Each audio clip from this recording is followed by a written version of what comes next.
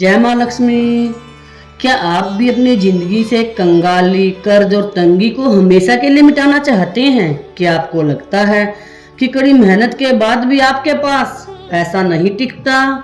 आज का यह वीडियो आपकी किस्मत की चाबी साबित होने वाला है, क्योंकि आज हम कोई साधारण बात नहीं करने वाले, बल्कि साक्षात आदि गुरु शंकराचार्य द्वारा रचित कनकधारा स्तोत्र और वेदों के सबसे शक्तिशाली श्री सूक्त का पाठ करने वाले हैं, जिसके सुनने मात्र से ही गरीबी घर का रास्ता भूल जाती है और सोने की वर्षा शुरू होती है।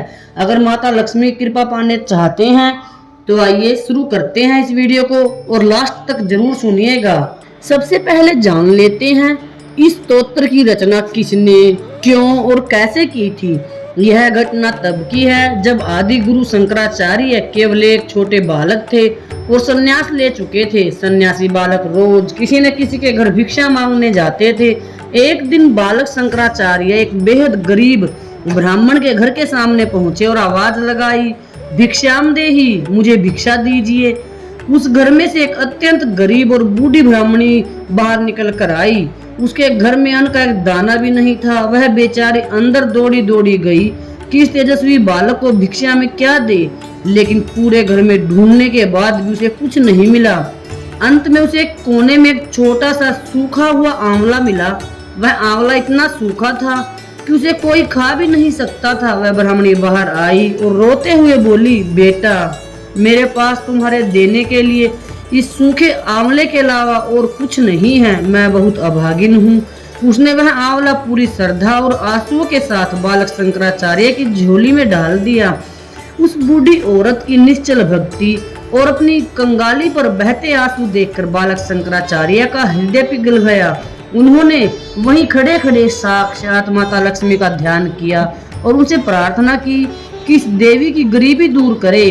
तब माता लक्ष्मी प्रकट हुई और बोली, हे शंकराचार्य, इस ब्राह्मणी ने पूर्व जन्म में कोई पुण्य नहीं किया है। इसके भाग्य में केवल गरीबी ही लिखी है, इसलिए मैं इसकी मदद नहीं कर सकती। शंकराचार्य जी ने तर्क दिया, हे माता, भले ही इसने पूर्व जन्म में कुछ नहीं किया हो, लेकिन इस जन्म में अभी अभी इसने अपने घर की आखिरी वस्तु, वह सूखा आंवला, मुझे दान कर दिया है। इससे बड़ा पुण्य और क्या होगा। आप इसके इस दान को स्वीकार करें और इस पर कृपा करें। बालक शंकराचार्य की निश्चल प्रार्थना और तर्कों से माता लक्ष्मी बहुत प्रसन्न हुई। उसी समय शंकराचार्य जी के मुख से अचानक माता लक्ष्मी की स्तुति में कुछ सुंदर श्लोक फूट पड़े। यही श्लोक कनकधारा स्तोत्र कहलाए। जैसे ही स्तोत्र पूरा हुआ, माता लक्ष्मी ने उस गरीब ब्राह्मणी के घर में सोने के आंवलों की वर्षा की। उसका पूरा घर सोने से भर गया। तभी से इस स्तोत्र का नाम कनकधारा स्तोत्र पड़ा। अब इस स्तोत्र को करने के नियम जान लेते हैं, क्योंकि किसी भी मंत्र का जाप करने से पहले उसके नियमों को जानना बहुत जरूरी होता है।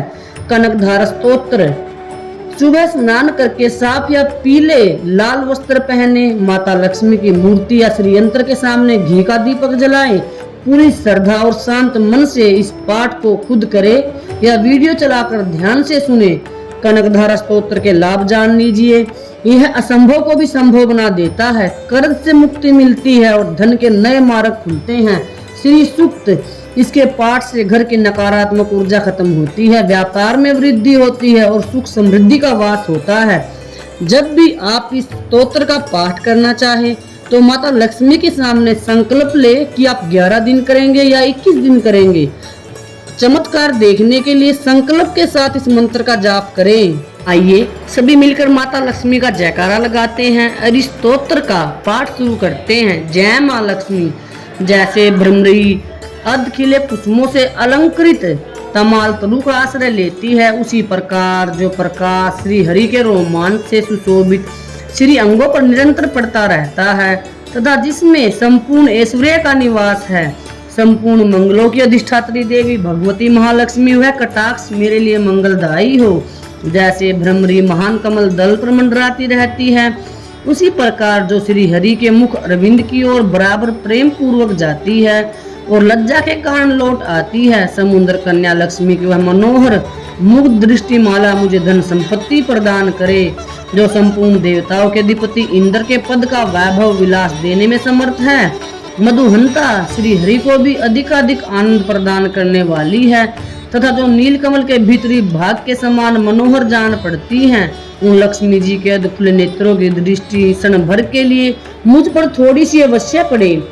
शेष साई भगवान विष्णु की धर्मपत्नी श्री लक्ष्मी जी के नेत्र हमें ऐश्वर्य प्रदान करने वाले हों, जिनकी पुतली तथा बैरोनिया अनंग के वशीभूत हो, अधखुले किंतु साथ ही अपलक नयनों से देखने वाले आनंद कंद श्री मुकुंद को अपने निकट पाकर कुछ तिरछी हो जाती हैं, जो भगवान मधुसूदन के कौस्तुभ मणि मंडित वक्षस्थल में इंद्र नीलमयी हारावली सी सुशोभित होती है तथा उनके भी मन में प्रेम का संचार करने वाली है।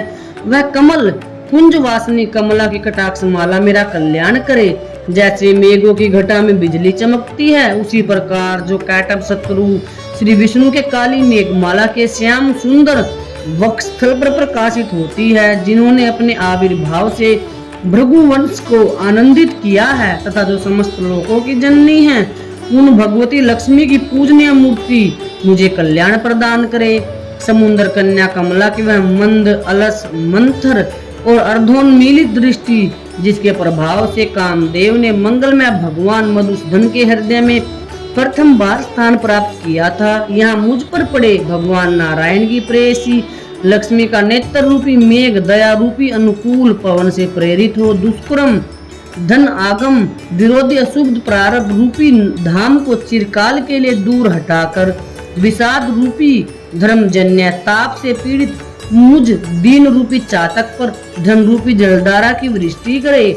विशिष्ट बुद्धि वाले मनुष्य जिनके प्रीति पात्र होकर जिस दया दृष्टि के प्रभाव से स्वर्ग पद को सहज ही प्राप्त कर लेते हैं, पद्मासना पद्मा की वह विकसित कमल गर्भ के समान कांतिमय दृष्टि मुझे मनोवांछित पुष्टि प्रदान करे, जो सृष्टि लीला के समय वाग देवता के रूप में विराजमान होती है तथा प्रलय लीला के काल में शाकुंभरी अथवा चंद्रशेखर वल्लभा पार्वती के रूप में अवस्थित होती हैं। त्रिभुवन के एकमात्र पिता भगवान नारायण की नित्य यौवना प्रेयसी श्री लक्ष्मी जी को नमस्कार है। हे मात, शुभ कर्मों का फल देने वाली श्रुति के रूप में आपको प्रणाम है। रमणीय गुणों की सिंधु रूपा आरती के रूप में आपको नमस्कार है। कमल वन में निवास करने वाले शक्ति स्वरूपा लक्ष्मी को नमस्कार है तथा पुष्टि रूपा पुरुषोत्तम प्रिया को नमस्कार है। कमल वदना कमला को नमस्कार है। शीर सिंधु सभ्यता श्री देवी को नमस्कार है। चंद्रमा और सुधा की सगी बहन को नमस्कार है।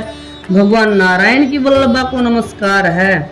कमल के समान नेत्रों वाली माननीय माँ, आपके चरणों में किए गए प्रणाम। संपत्ति प्रदान करने वाले, संपूर्ण इंद्रियों को आनंद देने वाले, साम्राज्य देने में समर्थ और सारे पापों को हर लेने के लिए सर्वथा तैयार हैं।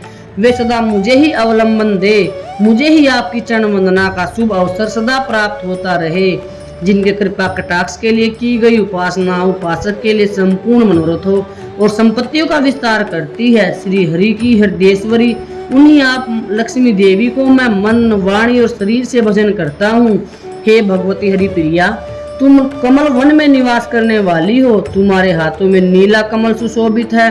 तुम अत्यंत उज्जवल वस्त्र गंध और माला आदि से सुशोभित हो। तुम्हारी झांकी बड़ी मनोरम है। त्रिभुवन का ऐश्वर्य प्रदान करने वाली देवी, मुझ पर प्रसन्न हो जाओ। दिग्गज द्वारा सुवर्ण कलश के मुख से गिराए गए आकाश गंगा के निर्मल एवं मनोहर जल से जिनके श्री अंगों का अभिषेक संपादित होता है, संपूर्ण लोकों के धीश्वर भगवान विष्णु की गृहिणी और क्षीर सागर की पुत्री उन जगजननी लक्ष्मी को मैं प्रातः काल प्रणाम करता हूँ।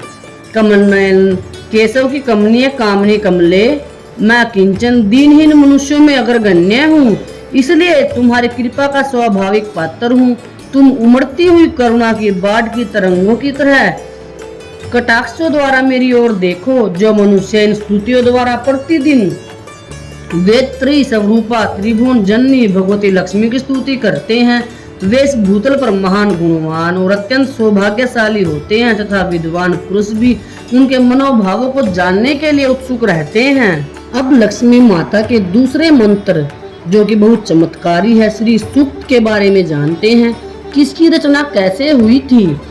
जब देवता और असुर मिलकर अमृत के लिए समुद्र मंथन कर रहे थे, तब उस पावन समुद्र से माता लक्ष्मी प्रकट हुई जो कमल पर विराजमान थी। जब माता लक्ष्मी प्रकट हुई तो उन्हें प्रसन्न करने के लिए, दरिद्रता को दूर करने के लिए और संसार में सुख समृद्धि लाने के लिए ऋषियों ने अग्निदेव के माध्यम से माता लक्ष्मी की स्तुति में इन पवित्र मंत्रों का गान किया था। इस प्रकार यह लक्ष्मी सूक्त की पूजा के लिए सर्वोच्च स्तोत्र बन गया। अब इसके लाभ जान लीजिए। लक्ष्मी सूक्त के लाभ क्या हैं? यह स्तोत्र केवल भौतिक धन नहीं बल्कि मानसिक सुख, शांति, समृद्धि और कीर्ति भी प्रदान करता है। इसका पाठ करने से दरिद्रता, रोग और कलह दूर होती है। इसे आमतौर पर शुक्रवार को सुबह शाम लक्ष्मी पूजा के समय पढ़ा जाता है। अगर आप 11 दिनों का संकल्प लेकर श्री लक्ष्मी सूक्तम और कनकधारा स्तोत्र का पाठ करते हैं तो आप असंभव चमत्कार अपने जीवन में देखेंगे। आइए सभी मिलकर अब लक्ष्मी सूक्त का पाठ करते हैं। काम, क्रोध, लोभ, वृत्ति से मुक्ति प्राप्त कर धन, धान्य, सुख, ऐश्वर्य की प्राप्ति के लिए उपयोगी स्तोत्र है। हे लक्ष्मी देवी, आप कमलमुखी कमल पर विराजमान, कमल दल के समान नेत्रों वाली, कमल पुष्पों को पसंद करने वाली हैं। सृष्टि के सभी जीव आपकी कृपा की कामना करते हैं। आप सबको मनोकूल फल देने वाली हैं। हे देवी, आपके चरण कमल सदैव मेरे हृदय में स्थित हों। हे लक्ष्मी देवी, आपका श्रीमुख, उरुभाग, नेत्र कमल आदि के समान हैं। आपकी उत्पत्ति कमल से हुई है। हे कमल नयनी, मैं आपका सिमरण करता हूँ। आप मुझ पर कृपा करें, कृपा करें। हे देवी, अश्व, गो, धन आदि देने में आप समर्थ हैं। आप मुझे धन प्रदान करें। हे माता, मेरी सभी मनोकामनाओं को आप पूर्ण करें। हे देवी, आप सृष्टि के समस्त जीवों की माता हैं। आप मुझे पुत्र, पौत्र, धन, धान्य, हाथी, घोड़े, गो, बैल, रथ आदि प्रदान करें। आप मुझे दीर्घ आयुमान बनाएं।